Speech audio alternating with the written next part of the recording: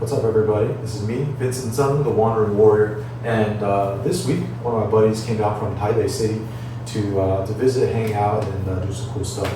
So one of the things that we talked about, in addition to like history and culture and all kinds of life trajectory, catching up, one of the things we got into obviously was Gudao, Quan Shu, martial arts, right? Chinese martial arts, TCMA, and some cool topics have come up. Why don't you go ahead and introduce yourself? I'm Cheng. I dabble in martial arts mostly, and I've had exposure to some martial arts like Wing Chun, Sanda, and Bajie, but not really studied them in depth. But a few years ago, I did sort of commit to studying feeding crane.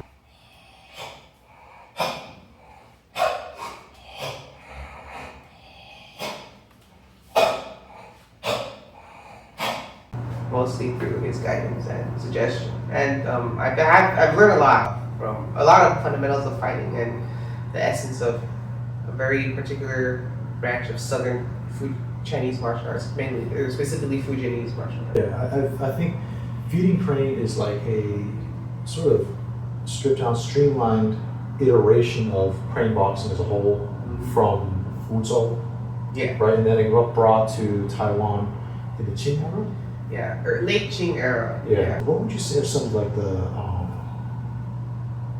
guiding principles or strategies or characteristics of feeding crane? Well, you can kind of think of it as like a very distant cousin of Wing Chun, where they do sort of have a very big focus on center line, but the approach is a bit different. So instead of going down the center line all the time, your aim is to knock your opponent off their center line while maintaining yours and then be able to strike from different angles. You can also go in from the main line, or like, how would you say that? The inner gate. Yeah. But the feeding crane and pride crane as a whole is a lot about deflection and sort of evasion and trying not to get yourself in a position to be that would involve grappling, really. So you can kind of think of it as what movies try to portray Tai Chi like is really what crane seems to be actually pretty good at. Whereas actual Tai Chi seems to have a bunch of wrestling in it. Yeah. Interesting stuff with the movie industry is like done to people's perceptions of Tai Chi. of Tai Chi. So we were like comparing and contrasting some stuff, and I think you guys are going to find it quite interesting.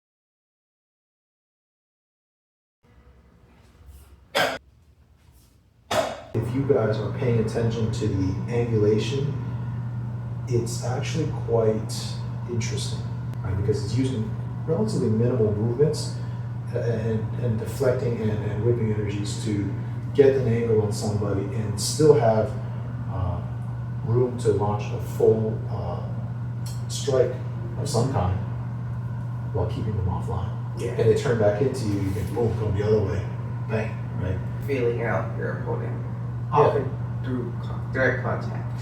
Yeah, it's like a high contact way of controlling your opponent. Let's look at Tan Tui.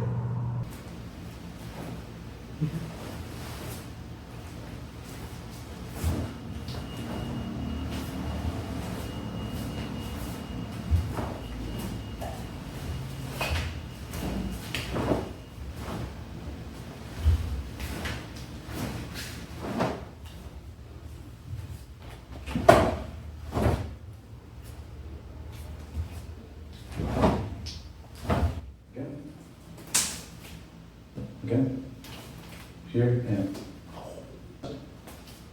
staging a step.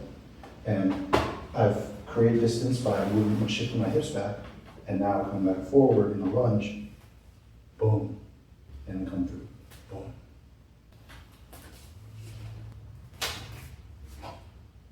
right? I'm here, bang, right, bang. Right. Boom. I'm here, straight line, right? Bang. I can also use this leg, boom. You do this one, bang, punch. I'm here. Right.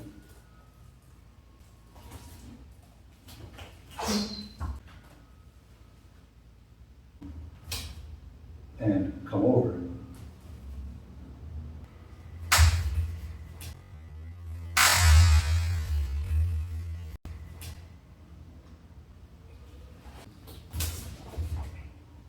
Pop a double, boom, like that.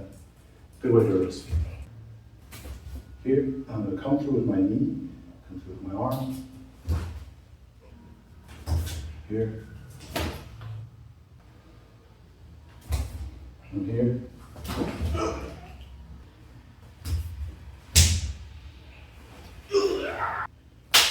Instead of this, I'm going in instead of out and hit.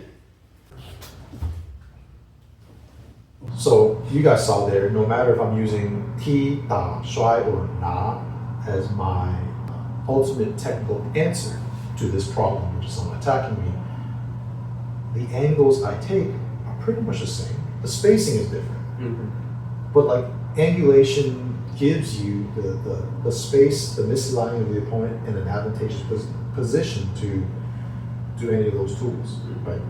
What did you think about the tanto stuff? Well, it's very different from what my expectation of it was, which is mostly based off Kung Fu Hustle. What do you think of it as it actually is? Well, it does have kicks, but it's definitely not.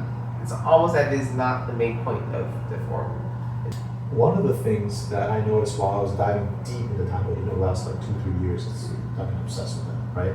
In addition to my normal wrestling. Wrestling is number one, but I'm trying to help the community here, you know what I'm saying?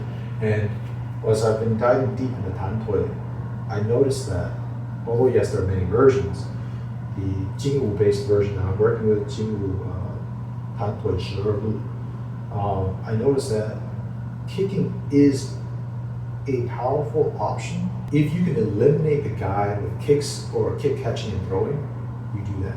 So if I can kick you in the dick and kick you in the jaw, knock you out, great.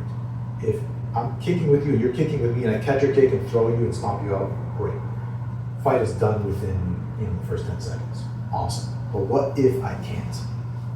And if I can't, I'm gonna need this handwork, I'm gonna need these fists, I'm gonna need this wrestling, I'm gonna need this catch, right? 踢打摔打. You think the world's gonna like the tanto stuff that we got coming up?